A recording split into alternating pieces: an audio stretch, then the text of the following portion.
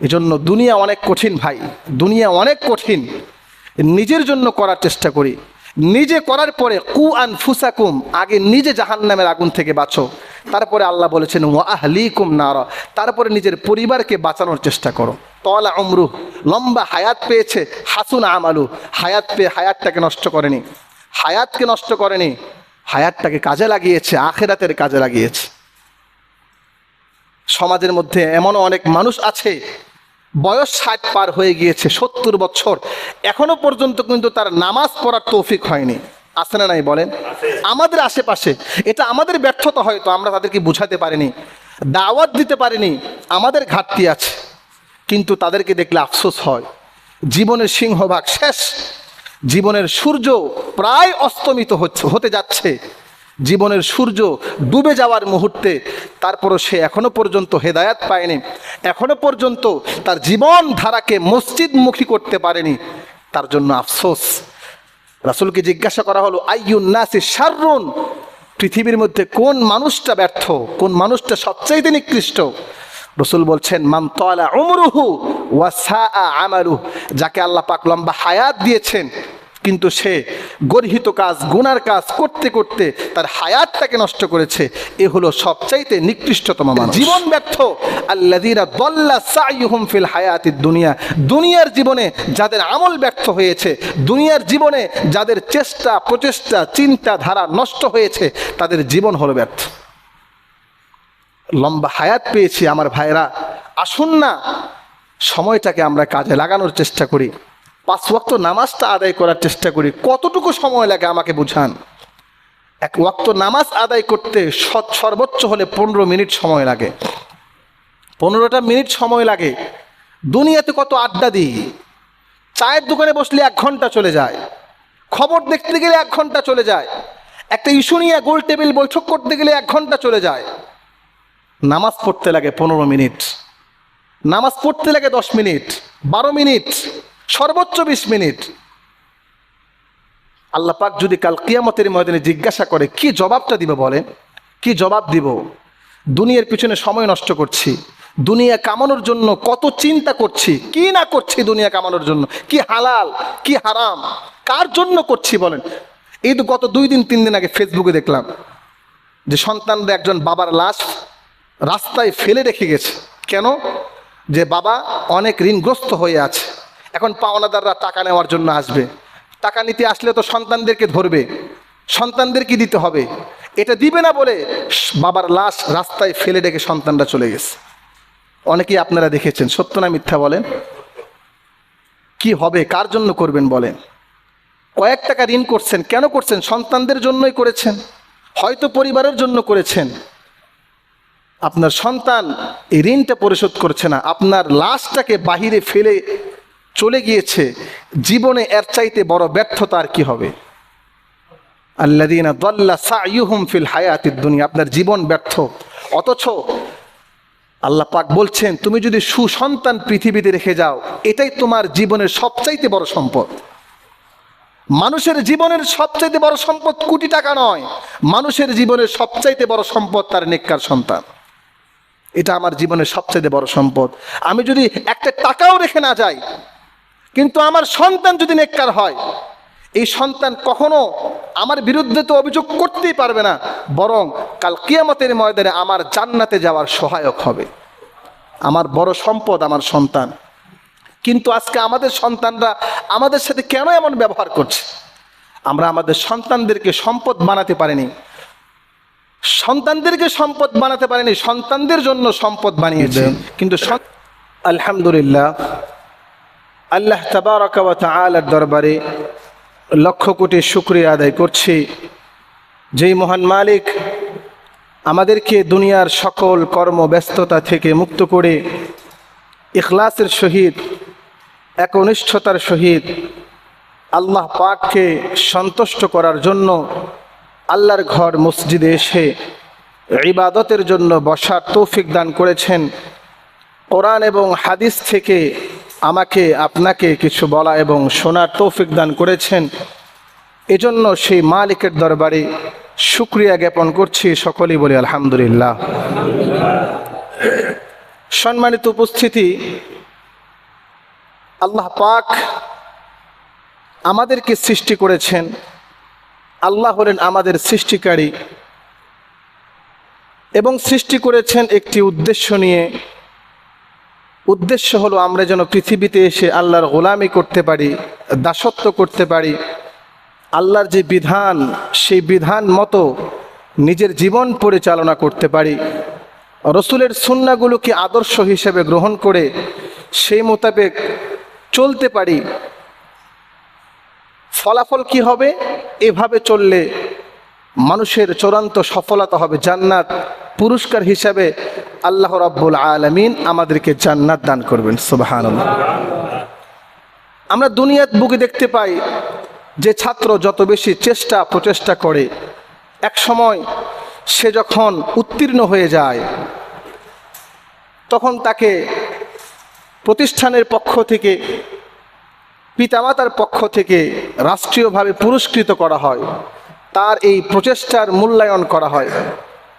তো আমরাও পৃথিবীতে এসেছি চেষ্টা প্রচেষ্টার জন্য, আমলের জন্য।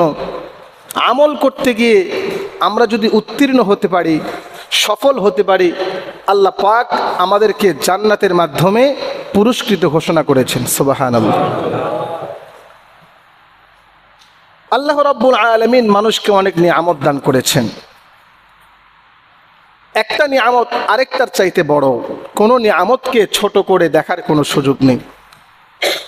শরীরের সুস্থতা মানুষের জন্য অনেক বড় নিয়ামত।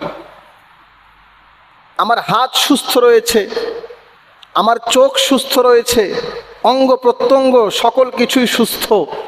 একটা মানুষের জন্য এর চাইতে বড় নিয়ামত আর হতেই পারে না। আল্লাহ পাক আমাকে সম্পদ দান করেছেন, এটাও আল্লাহ রাব্বুল আলামিনের অপার একটি নিয়ামত। অন্য 10 জনের চাইতে আমার জীবনটাকে রব্বুল আলামিন সচ্ছল করেছেন, আমার জীবনে সচ্ছলতা দান করেছেন। আমাকে এমন কিছু যোগ্যতা দিয়েছেন যে যোগ্যতার ভিত্তিতে আমি অন্য 10 জনের চাইতে বৈশিষ্ট্যমণ্ডিত, অনন্য এমন যোগ্যতা দিয়েছেন যে যোগ্যতার বলে আমি আমার জীবন জীবিকা নির্বাহ করতে অনেক সহজভাবেই পারি, যেটা আর 10 জন পারে না। এটাও আল্লাহ রাব্বুল আলামিনের পক্ষ থেকে অনেক বড় একটি নিয়ামত। সুবহানাল্লাহ। প্রশ্ন হলো, এত নিয়ামতের মধ্যে সবচাইতে বড় নিয়ামত কোনটি? কোরআন এবং হাদিস যদি আমরা দেখি, উত্তর একদম সহজ। আল্লাহ রাব্বুল আলামিন বান্দাকে যত নিয়ামত দিয়েছেন, যত প্রকারের অনুগ্রহ করেছেন, সবচাইতে বড় অনুগ্রহ আর বড় নিয়ামত হলো আল্লাহ পাক বান্দাকে হেদায়াত দিয়েছেন, ঈমানের দৌলত দান করেছেন। সুবহানাল্লাহ। আল্লাহর পক্ষ থেকে হিদায়াত, এটা হলো বান্দার জন্য অশেষ বড় একটি নিয়ামত, বিশেষ একটি নিয়ামত। আল্লাহ পাক তার বান্দাকে ঈমানের দৌলত দান করেছেন, এর চাইতে বড় নিয়ামত বান্দার জন্য আর হতেই পারে না। এজন্য রাসূল সাল্লাল্লাহু আলাইহি ওয়াসাল্লাম এই হিদায়াতের উপরে অটল অবিচল থাকার জন্য, ঈমানের উপরে অটল অবিচল থাকার জন্য সবচাইতে বেশি দোয়া করেছেন। আল্লাহ পাক আমাদেরকে দোয়া শিখিয়ে দিয়েছেন। সূরাত আল ইমরানের 1ম পৃষ্ঠার একদম শেষ আয়াত আল্লাহ পাক আমাদেরকে শিখিয়ে দিয়েছেন যে বান্দা, তোমাকে হেদায়াত দান করেছি, হেদায়াত পাওয়ার পরেও কিন্তু আমার অনেক বান্দা পথভ্রষ্ট হয়ে যায়। ঈমান পাওয়ার পরেও কিন্তু আমার অনেক বান্দা তার কর্মক্ষেত্রে গিয়ে বেঈমান হয়ে যায়, ইসলামের মূল রাস্তা থেকে বিচ্যুত হয়ে যায়। তোমাদেরকে হেদায়াত দিয়েছি এবং এই হেদায়েতের উপরে অবিচল থাকার জন্য তোমাকে যেমন ব্যক্তিগতভাবে চেষ্টা প্রচেষ্টা চালাতে হবে, ঠিক তার সাথে আল্লাহ পাকের কাছে এই হেদায়েতের উপরে অবিচল থাকার জন্য দোয়া করতে হবে। আল্লাহ রাব্বুল আলামিন বলেন, ربنا لا تزغ قلوبنا بعد إذ هديتنا وهب لنا من لدنك رحمة إنك أنت الوهاب। বান্দা, তুমি আমার কাছে এইভাবে দোয়া করবে, রব্বানা লা তুযিগ কুলুবানা বা'দা ইয হাদাইতানা। রব্বুল আলামিন, একবার আমাদেরকে যখন আপনি হেদায়াত দান করেছেন, ঈমানের দৌলত দান করেছেন, লা তুজিগ কুলুবানা, আমাদের অন্তরকে হেদায়েতের পরে দ্বিতীয়বার আর বক্রতা করে দিয়েন না। আমাদেরকে হেদায়েত দেওয়ার পরে পথভ্রষ্ট করে দিয়েন না, আমাদের হৃদয়কে বক্র করে দিয়েন না।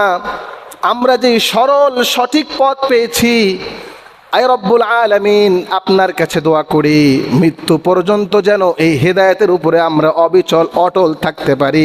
আপনি আমাদেরকে সেই তৌফিক দান করবেন।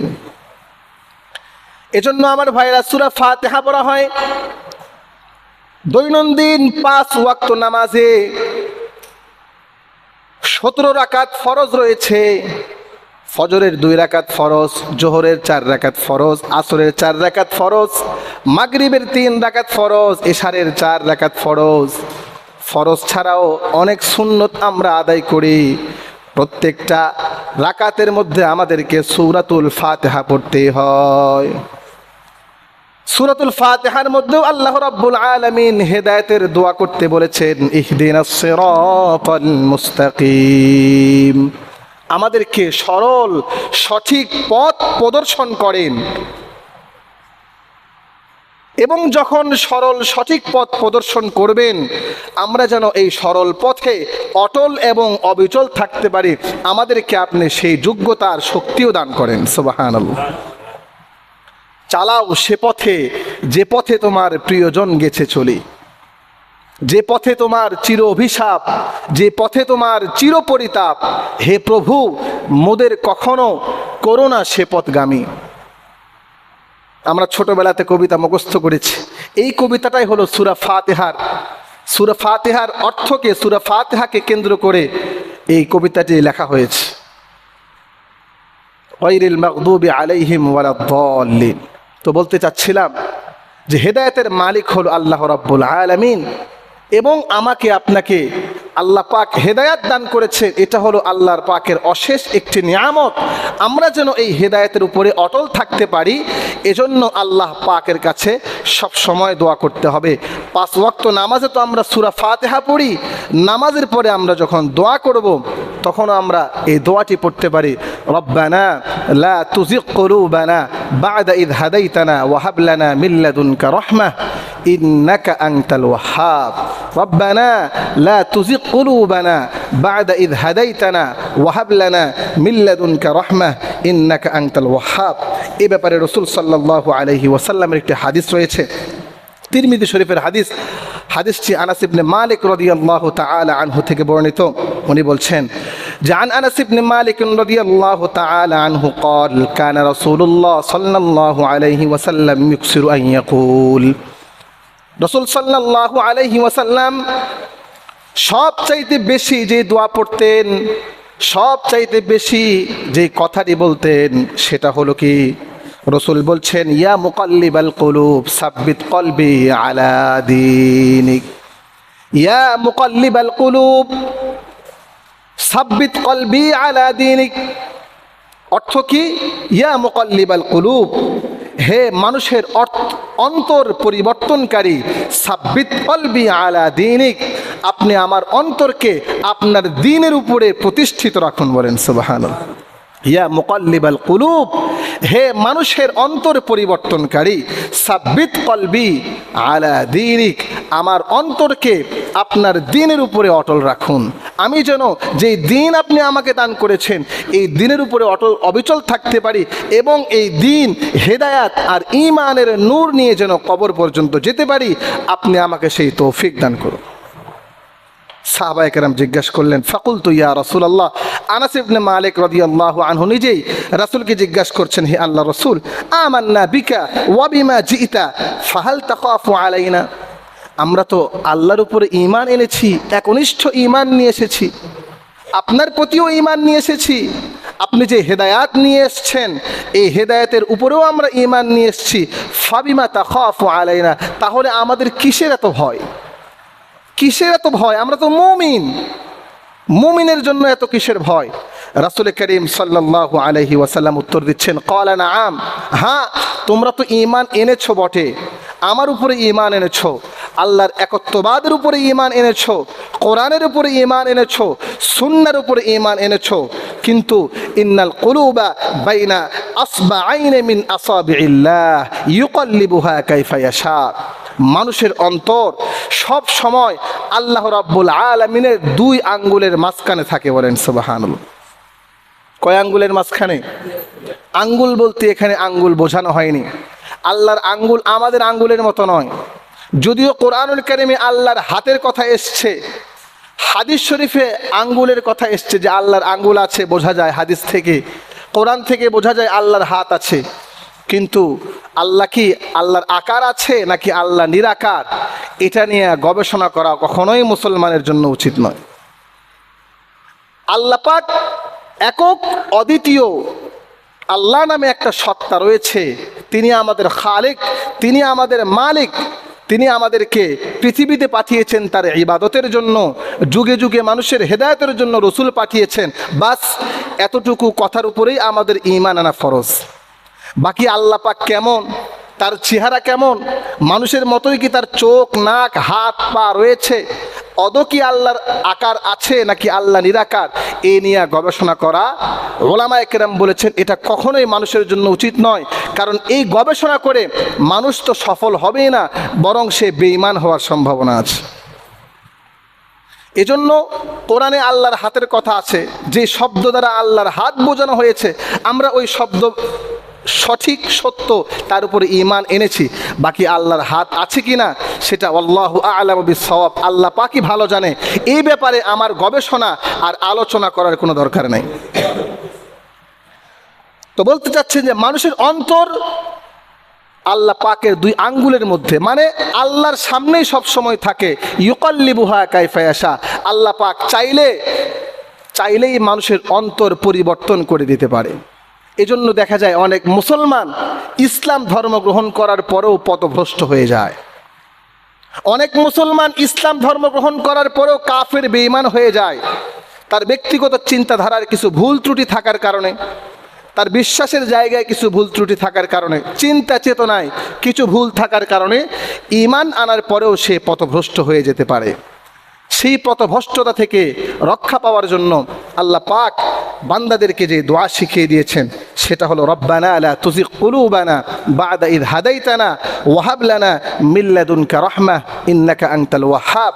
রাসূল যেই দোয়া শিখিয়ে দিয়েছেন সেটা হলো ইয়া মুকাল্লিবাল কুলুব সাব্বিত কলবি আলা দীনিক। আমরা সব সময় এই যেন দোয়া করতে পারি। আল্লাহ পাক আমাদেরকে তৌফিক দান করুন, সকলে বলি আল্লাহুম্মা আমিন। সম্মানিত উপস্থিতি, আমাদের হায়াত আল্লাহ পাক সীমিত করে দিয়েছেন। পৃথিবীতে কেউ অসীম হায়াত নিয়ে আসে না।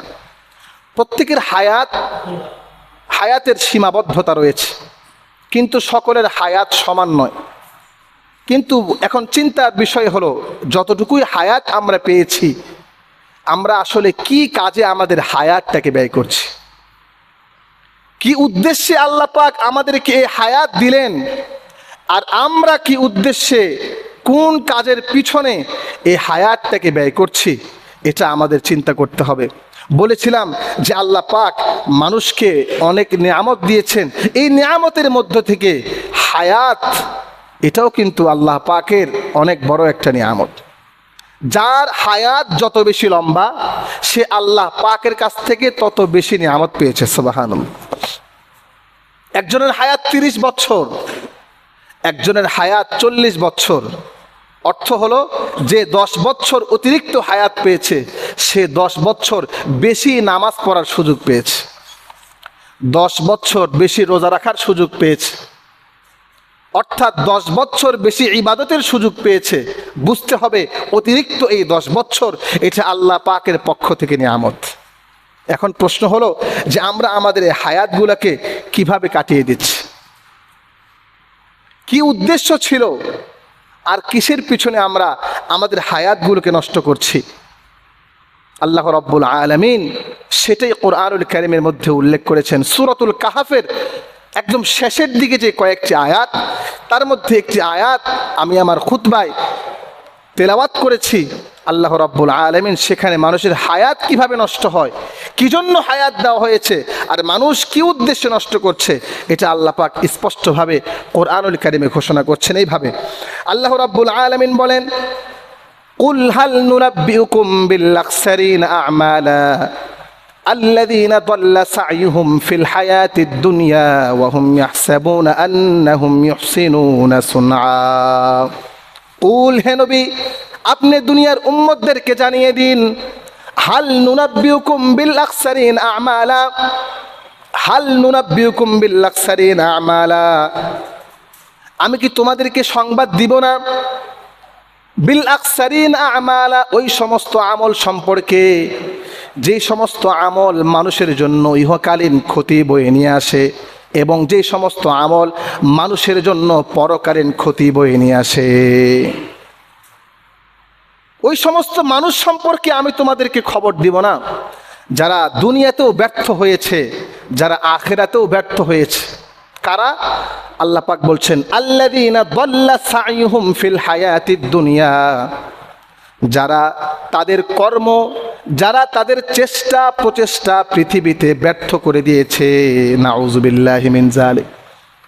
আমল করেছে কিন্তু আমল নষ্ট হয়ে গিয়েছে, কাজ করেছে কিন্তু কাজ ব্যর্থ হয়ে গিয়েছে। দাল্লা সাইয়ুহুম, চেষ্টা প্রচেষ্টা চালিয়েছে কিসের পিছনে? আখিরাতের পিছনে না, তারা চেষ্টা প্রচেষ্টা চালিয়েছে দুনিয়াকে পাওয়ার জন্য। তারা চেষ্টা প্রচেষ্টা চালিয়েছে কোরআন সুন্নাহর বিধান যেন দুনিয়া থেকে উঠে যায়, তার পিছনে তারা চেষ্টা প্রচেষ্টা চালিয়েছে। আল্লাহর বিধান দুনিয়াতে প্রতিষ্ঠা করার জন্য চেষ্টা চালায়নি। আল্লাহর বিধান যেন দুনিয়াতে প্রতিষ্ঠিত না হতে পারে, সমাজে যেন প্রতিষ্ঠিত না হতে পারে, সেই চিন্তা সেই ধারা তারা পৃথিবীতে বাস্তবায়ন করার জন্য চেষ্টা চালিয়েছে। আল্লাহ বলছেন তাদের চেষ্টা দুনিয়াতে ব্যর্থ হয়েছে। দাল্লা সাইয়ুহুম ফিল হায়াতিদ দুনিয়া, অথচ ওয়া হুম ইয়াহসাবুন আন্নাহুম ইউহসিনুনা সুনআ, তারা মনে করছে তারা তো তাদের চেষ্টায় সফল হয়ে গিয়েছে, তারা ভালো কাজ করেছে। তাদের ধারণায়, তাদের চিন্তা চেতনায় তারা ভালো কাজ করেছে, তারা এটা মনে করে। কিন্তু আল্লাহ পাক বলছেন না, তাদের চিন্তা চেতনা, তাদের কর্ম, তাদের চেষ্টা প্রচেষ্টা সকল কিছুই ব্যর্থ হয়ে গিয়েছে। কারণ তাদের জীবনের এ সকল কর্মপন্থা ছিল কোরআন হাদিস বিরোধী। তাদের দুনিয়ার সকল কিছু ছিল কোরআন সুন্নাহ বিরোধী। তাদের কর্মযোগ্য, তাদের চিন্তা চেতনার সাথে রসুলের চিন্তার কোনো মিল ছিল না, সাহাবায়ে কেরামের চিন্তার কোনো মিল ছিল না, সমাজের আলেমের চিন্তার সাথে তাদের চিন্তার মিল ছিল না। এজন্য তারা তাদের পুরো হায়াত ব্যর্থ করে দিয়েছে দুনিয়ার পিছনে। তারা মনে করছে তারা সার্থক, তারা সফল, কিন্তু আল্লাহ পাক ঘোষণা দেয় তারা ব্যর্থ। তাদের সমস্ত চেষ্টা প্রচেষ্টা সব কিছু নষ্ট হয়ে গিয়েছে। তারা ইহকালীন জীবনেও ব্যর্থ, পরকালীন জীবনে এর বিন্দুমাত্র পরিমাণ কোনো প্রতিদান তাদেরকে দেওয়া হবে না। ইয়াওমা নাদউ কুল্লা উনাসিম বিইমামিহিম, আল্লাহ বলছেন কাল কিয়ামতের ময়দানে প্রত্যেক মানুষকে তার নেতার সাথে আমি কাল কিয়ামতের ময়দানে মানুষের সামনে, আমার সামনে তাদেরকে দণ্ডায়মান করব। প্রত্যেক মানুষ, দুনিয়ার প্রত্যেক কর্মী তাদের নেতাদের সাথে তাদের হাসর নাসর হবে। বিচার ব্যবস্থা প্রতিষ্ঠা করা হবে। বলা হবে দুনিয়াতে তোমার নেতা কে ছিল, তুমি তার পিছনে গিয়ে লাইন ধরো। তোমার নেতা কে ছিল, তুমি তোমার নেতার পিছনে গিয়ে লাইন ধরো। আজকে আমরা দুনিয়াতে নিজের জীবন ব্যর্থ করে দিচ্ছি। সকল চেষ্টা প্রচেষ্টা, আমার চিন্তা ধারা, আমার অর্থ সম্পদ নেতার পিছনে ব্যয় করে দিচ্ছি। অথচ আজ থেকে 10 বছর আগে নেতাও নামাজ পড়তো না, আমিও নামাজ পড়তাম না। আজকে আল্লাহ পাক আমাকে হেদায়েত দিয়েছেন, আমি নামাজ আদায় করছি, মাথায় টুপি, আমার পোশাক সুন্নতি পোশাক। নেতার মধ্যে কোনো পরিবর্তন আসেনি, আমার মধ্যে পরিবর্তন এসছে, কিন্তু তারপরেও আমি ওই নেতাকে ছাড়তে পারি না। সেদিন এক ব্যক্তি আমাকে ভিডিও দেখায়, যে কোনো এক নেতা, আমি নাম না আনি, বক্তব্য দিচ্ছে। তো যিনি আমাকে ভিডিও দেখাচ্ছেন, মাশাআল্লাহ ওনার মাথায় টুপি আছে, মুখে দাঁড়িয়ে 5 ওয়াক্ত নামাজও পড়ে, আগে পড়তো না, কিন্তু আলহামদুলিল্লাহ আল্লাহ পাক তাকে পড়ার তৌফিক দান করেছেন, 5 ওয়াক্ত নামাজ আদায় করছে। তো উনি আমাকে ভিডিও দেখায় যে নেতা বক্তব্য দিচ্ছে আর আমি হাসতেছে আমার দিকে তাকিয়ে, মানে বুঝাতে চাচ্ছে দেখেন আমার নেতা কত সুন্দর এত মানুষের সামনে বক্তব্য দেয়। আমি ওনাকে জিজ্ঞাসা করলাম, দেখেন আপনি কিন্তু নেতার চাইতে আপনার বয়স কম, এই নেতার পিছনে আপনি আপনার যুগ যুগ সময়টা দিয়ে দিয়েছেন, নেতাকে নেতা করার জন্য সামাজিকভাবে তাকে একটা অবস্থানে নিয়ে যাওয়ার জন্য আপনার জীবনের কত সময় নেতার পিছনে ব্যয় করে দিয়েছেন।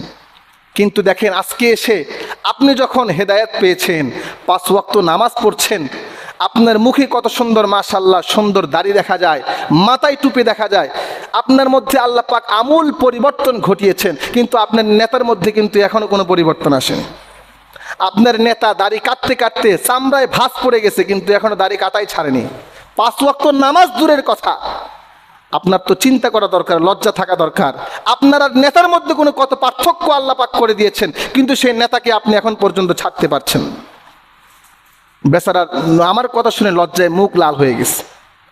আমি বললাম চিন্তা করে দেখেন, এই যে ইয়াউমানাদু একটা আয়াত, এই আয়াতটা শুনিয়ে দিলাম, কাল কিয়ামতের ময়দানে এই নেতা সহ আপনাকে কিয়ামতের দিন উঠানো হবে। আপনার মুখে থাকবে দাড়ি, কিন্তু আপনার নেতার মুখে কোনো দাড়ি থাকবে না। আপনার নেতাকে নেতা বানিয়েছেন এমন নেতা যার চিন্তাধারা কখনো কোরআন সুন্নাহর মতো ছিল না।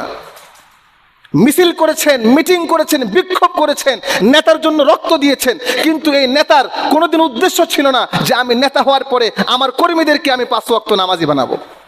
এরকম উদ্দেশ্য ছিল না। আপনার নেতা ছিল স্বার্থান্বেষী, তার স্বার্থ ছিল, যতক্ষণ স্বার্থ ছিল আপনাদের মতো কর্মীদেরকে ব্যবহার করবে, আর স্বার্থ শেষ আপনাদেরকে আস্থা করে নিক্ষেপ করবে।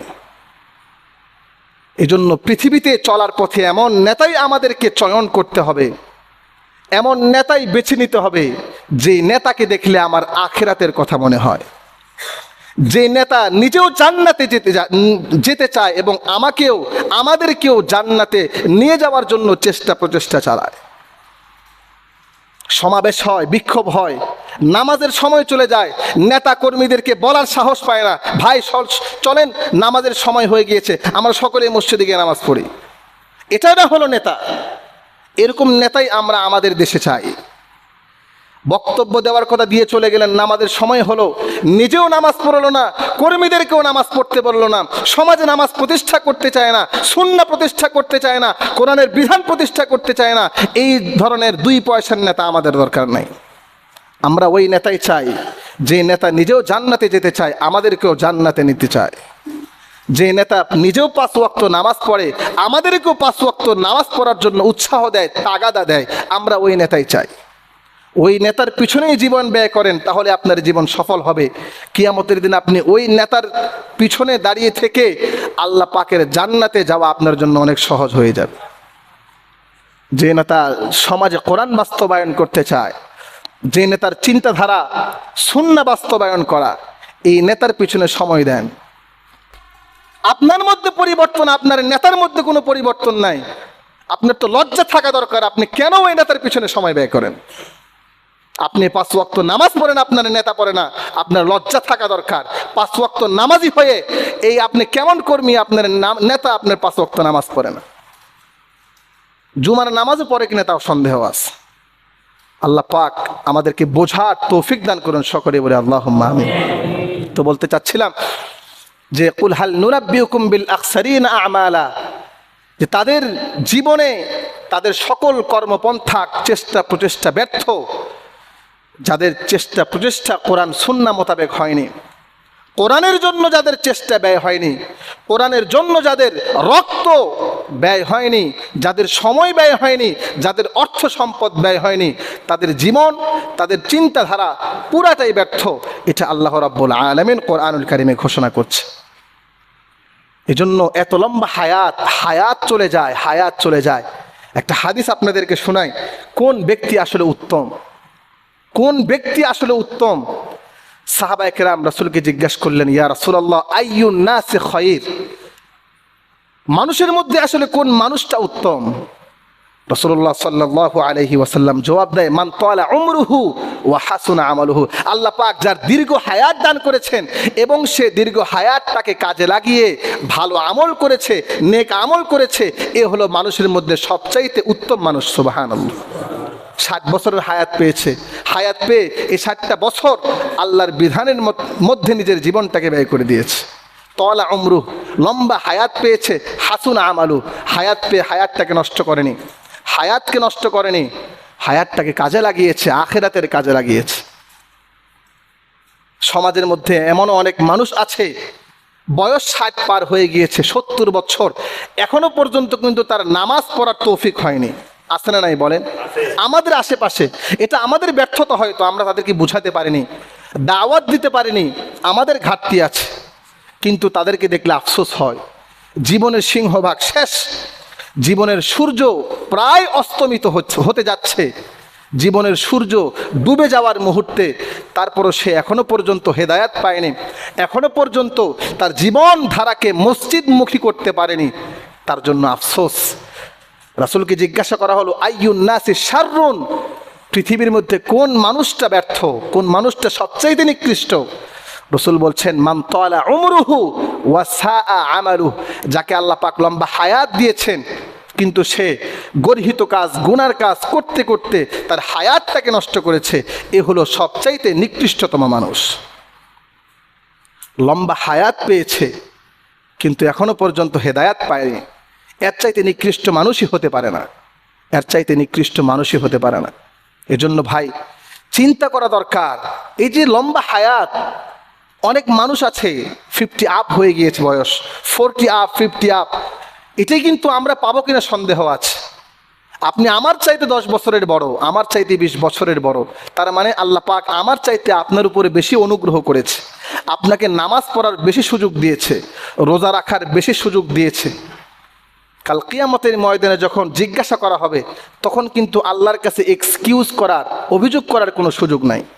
এটাও রাসূল সাল্লাল্লাহু আলাইহি ওয়াসাল্লাম হাদিস শরীফে বলছেন যে, রাসূল সাল্লাল্লাহু আলাইহি ওয়াসাল্লাম বলছেন যে, আযারাল্লাহু লিইমরিইন আখরা আজালহু হাত্তা বালাগাহু 60 সানা, আল্লাহ পাক ওই ব্যক্তিকে অভিযোগ করার কোনো সুযোগ দেয়নি যার হায়াত আল্লাহ পাক 60 বছর পর্যন্ত প্রলম্বিত করেছে। সুবহানাল্লাহ।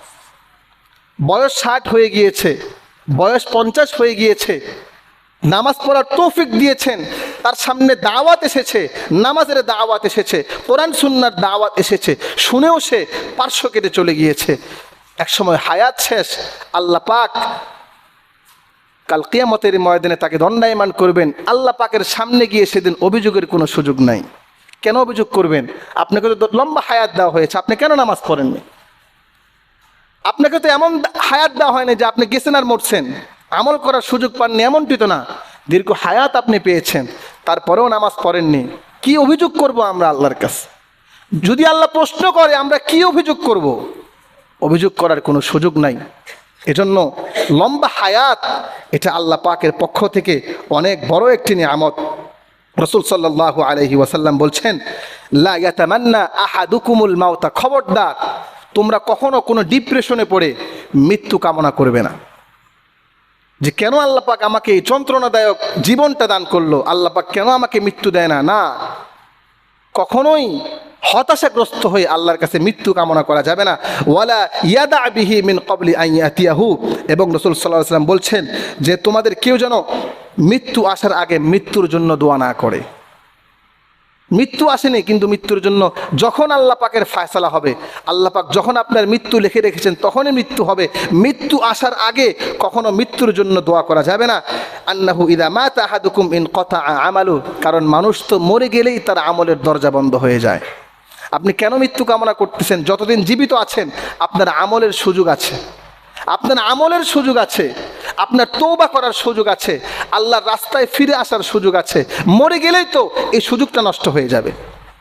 রাসূল বলছেন, ইদা মাতা ইনকাতাআ আমালু, মানুষ মরে গেলে তার তওবা করার সুযোগ নষ্ট হয়ে যায়, নামাজের সুযোগ নষ্ট হয়ে যায়, ভালো কাজ করার সুযোগ নষ্ট হয়ে যায়, আল্লাহর পথে ফিরে আসার সুযোগ নষ্ট হয়ে যায়।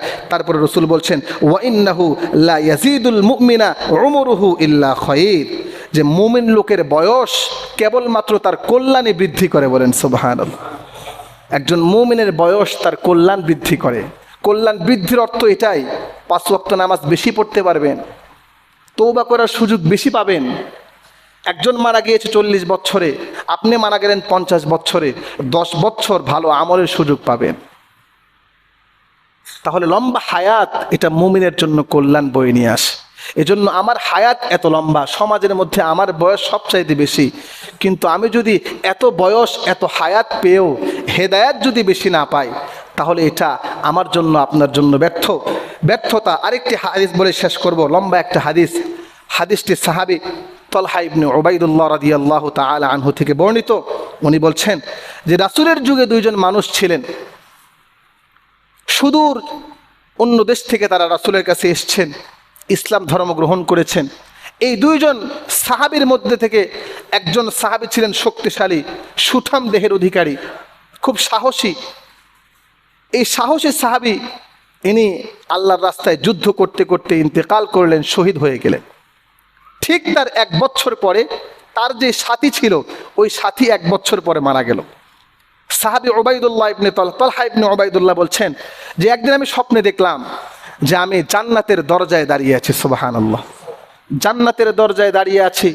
দাঁড়িয়ে থাকার পরে জান্নাত থেকে এক ব্যক্তি বের হয়ে 1 বছর পরে যেই ব্যক্তি মারা গেল তাকে আগে জান্নাতে নিয়ে গেল। পরে আবার ওই ব্যক্তি বেরিয়ে শহীদ যে হয়েছে আল্লাহ রাস্তায়, তাকে দ্বিতীয়বার এসে জান্নাতে নিয়ে গিয়েছে। সুবহানাল্লাহ, দেখেন আল্লাহ রাস্তায় শহীদ, তার মর্যাদা কত। কিন্তু তে ফার্স্ট টাইম জান্নাতে যেতে পারেনি, সেকেন্ড টাইম ওই ব্যক্তি এসে তাকে জান্নাতে নিয়ে গিয়েছে। সাহাবী বলছে বিষয়টা আমার কাছে বিস্ময়কর মনে হলো। সে আল্লাহ রাস্তায় শহীদ, উচিত ছিল তাকে আগে জান্নাত দেওয়া, কিন্তু সে আগে জান্নাতে না গিয়ে যে ব্যক্তি 1 বছর বেশি হায়াত পেয়েছে, বেশি আমল করতে পেরেছে, আল্লাহ পাক তাকে আগে জান্নাত দিলেন। সাহাবীদের মধ্যে আমরা আলোচনা করতে লাগলাম। তো বিষয়টা নিয়ে রাসূল সাল্লাল্লাহু আলাইহি ওয়াসাল্লামের কাছে জিজ্ঞাসা করলাম যে ইয়া রাসূলুল্লাহ, বিষয়টা আমাদের কাছে একটু আশ্চর্যকর মনে হলো, বিস্ময়কর মনে হলো। কেন?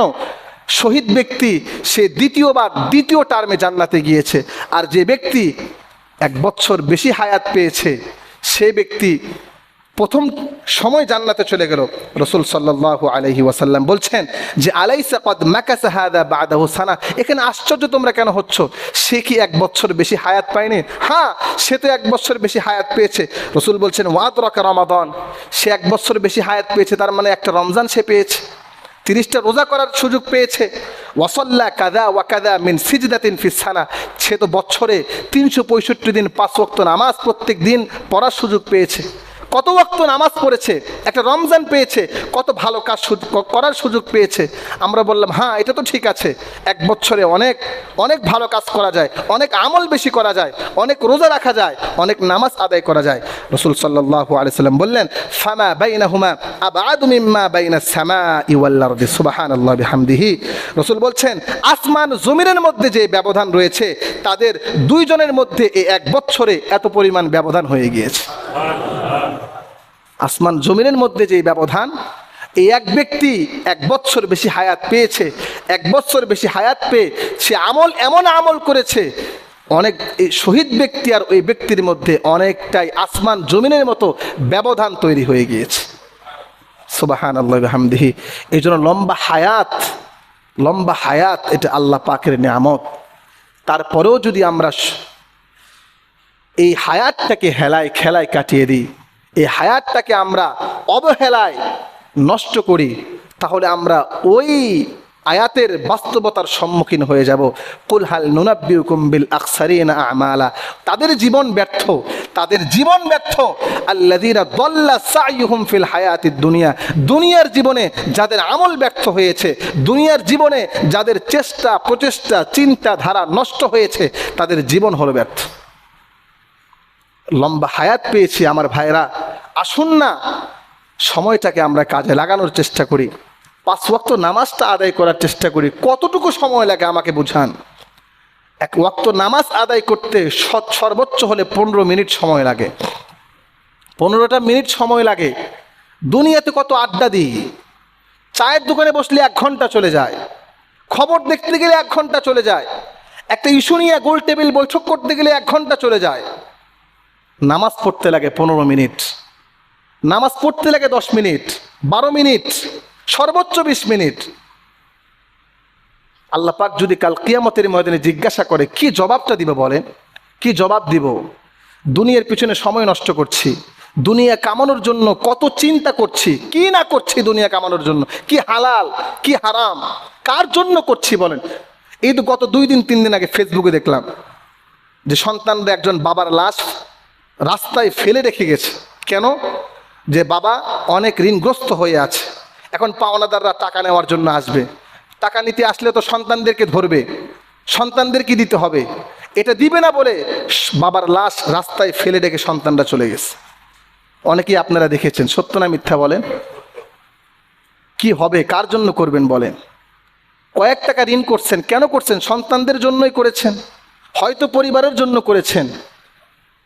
আপনার সন্তান এই ঋণটা পরিশোধ করছে না, আপনার লাশটাকে বাহিরে ফেলে চলে গিয়েছে। জীবনে এর চাইতে বড় ব্যর্থতা আর কি হবে? আল্লাযীনা দাল্লা সাইয়ুহুম ফিল হায়াতিদ দুনিয়া, আপনার জীবন ব্যর্থ। অথচ আল্লাহ পাক বলছেন, তুমি যদি সুসন্তান পৃথিবীতে রেখে যাও, এটাই তোমার জীবনের সবচাইতে বড় সম্পদ। মানুষের জীবনের সবচাইতে বড় সম্পদ কোটি টাকা নয়, মানুষের জীবনের সবচাইতে বড় সম্পদ তার নেককার সন্তান। এটা আমার জীবনের সবচাইতে বড় সম্পদ। আমি যদি একটা টাকাও রেখে না যাই, কিন্তু আমার সন্তান যদি নেককার হয়, এই সন্তান কখনো আমার বিরুদ্ধে তো অভিযোগ করতেই পারবে না, বরং কাল কিয়ামতের ময়দানে আমার জান্নাতে যাওয়ার সহায়ক হবে। আমার বড় সম্পদ আমার সন্তান। কিন্তু আজকে আমাদের সন্তানরা আমাদের সাথে কেন এমন ব্যবহার করছে? আমরা আমাদের সন্তানদেরকে সম্পদ বানাতে পারিনি, সন্তানদেরকে সম্পদ বানাতে পারিনি, সন্তানদের জন্য সম্পদ বানিয়েছি, কিন্তু সন্তানদেরকে উচিত ছিল সম্পদ বানানো। যখন এই সন্তানের জন্য সম্পদের পাহাড় গড়েছি, সন্তান বাবাকে চিনেনি, সম্পদকে চিনেছি। অথচ আল্লাহ পাক স্পষ্টভাবে কোরআনে বলেছেন মিন বাদি ওয়াসিয়্যাতি, যেখানে মিরাসের আলোচনা করেছেন, উত্তরাধিকারের আলোচনা করেছেন, সেখানে আল্লাহ পাক উত্তরাধিকারের আলোচনা করার পরে বলছেন মিন বাদি ওয়াসিয়্যাতি ইউসি বিহা আও দাইন, মৃত ব্যক্তির যে সমস্ত ওসিয়ত আছে, এই ওসিয়ত পূর্ণ করবে সর্বপ্রথম, তারপরে আও দাইন, ঋণ পরিশোধ করার পরে বাকি যে সম্পদ থাকবে, এই সম্পদ সন্তানরা আপোষের মধ্যে বন্টন করবে। মৃত ব্যক্তির ওসিয়ত থাকতে পারে যে আমি মরে গেলে ওকে এত টাকা দিয়ে দিও, ওকে এই জায়গাটা দিয়ে দিও। এই ওসিয়ত সর্বপ্রথম পূরণ করতে হবে। তারপরে মৃত ব্যক্তির পার্সোনাল যেই ঋণ রয়েছে, এই ঋণটা তার সম্পদ থেকে পূরণ করা ফরজ। তারপরে বাকি সম্পদগুলো সন্তানরা বন্টন করবে। কিন্তু আজকে উল্টা হয়ে যাচ্ছে, সম্পদগুলো সন্তানরা আগে ভাগাভাগি করে নেওয়ার পরে বাবা এখন জাহান্নামে যাক, ও তো মরেই গেছে, ওর কিসের ঋণ? সে ঋণের বোঝা সে কবরের মধ্যে আল্লাহর সাথে ডিসকাস করে নেবে।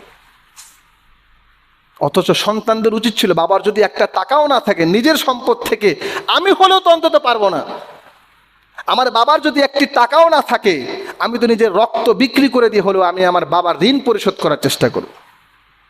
সাহাবায়ে কেরাম তাই করেছেন। পিতা মারা গিয়েছে, কিছুই রেখে যায়নি, নিজের অর্থ সম্পদ থেকে বাবার ঋণ পরিশোধ করেছে। এরাই না হলো সত্যিকারের নেককার সন্তান, এরাই হলো বাবার আসল সম্পদ। আমি নিজে কামাই করে আমার বাবার ঋণ পরিশোধ করব। আর যেখানে বাবাই সম্পদ রেখে গিয়েছে, সন্তানরা সেই সম্পদ থেকে ঋণ পরিশোধ করতে চায় না। রাসূল বলছেন নফসুল মুমিন মুআল্লাকাতুন বিদাইনিন হাত্তা ইউকযা, একজন মুমিন মারা যাওয়ার পরে সে জান্নাতে যাওয়াও তার আটকে যায় তার ঋণের কারণে। জান্নাতে যাওয়াও কি হয়ে যায়? আটকে যায় ঋণের কারণে। হাত্তা ইউকযা, যতক্ষণ পর্যন্ত ঋণ পরিশোধ না করা হবে। এক সাহাবী ইন্তেকাল করলেন, একজন মানুষ রসুলের যুগে। রসুল যখন শুনলো ওই ব্যক্তি ঋণগ্রস্ত, রসুল দোটানায় পড়ে গেলেন, তার জানাজা পড়বেন কি পড়বেন না। 2 পা এগোয় তো 2 পা পিছায়। কতটুকু ঋণ ছিল? 2 দিনার। কয় দিনার? মানে কয়েক হাজার টাকা। তারপরে একজন সাহাবী আবু কতাদা রসুলকে বললেন, ইয়া রাসূলুল্লাহ, আপনি তার জানাজা পড়ান, আমি তার ঋণ পরিশোধ করার ব্যবস্থা আমার দায়িত্বে। রসুল এটা শোনার পরে জানাজা পড়লেন। পরের দিন খবর নিলেন যে আবু কতাদা, তুমি তার ঋণ পরিশোধ করতে চেয়েছিলে, ঋণটাকে পরিশোধ করেছো? উনি বললেন, সে তো মারাই গিয়েছে কালকে, এখনো পর্যন্ত পরিশোধ করেনি। রসুল রাগান্বিত হয়ে গিয়েছে। সাথে সাথে আবু কতাদা রাদিয়াল্লাহু আনহু ওই ব্যক্তির 2 দিনার পরিশোধ করে দিলেন। রসুল বলছেন আল আন বারাদাত জিলদুহু, হ্যাঁ তুমি ঋণটা পরিশোধ করছো, এই মাত্র তার শরীরটা ঠান্ডা হয়ে গেল। সুবহানাল্লাহ। শুধু প্রতিশ্রুতি দিলেই হবে না, সাথে সাথে ঋণ পরিশোধ করার চেষ্টা করতে হবে। এজন্য দুনিয়া অনেক কঠিন ভাই, দুনিয়া অনেক কঠিন। নিজের জন্য করার চেষ্টা করি, নিজে করার পরে কু আনফুসাকুম, আগে নিজে জাহান্নামের আগুন থেকে বাঁচো। তারপরে আল্লাহ বলেছেন ওয়া আহলিকুম নারা, তারপরে নিজের পরিবারকে বাঁচানোর চেষ্টা করো। আল্লাহ পাক আমাদেরকে বোঝার তৌফিক দান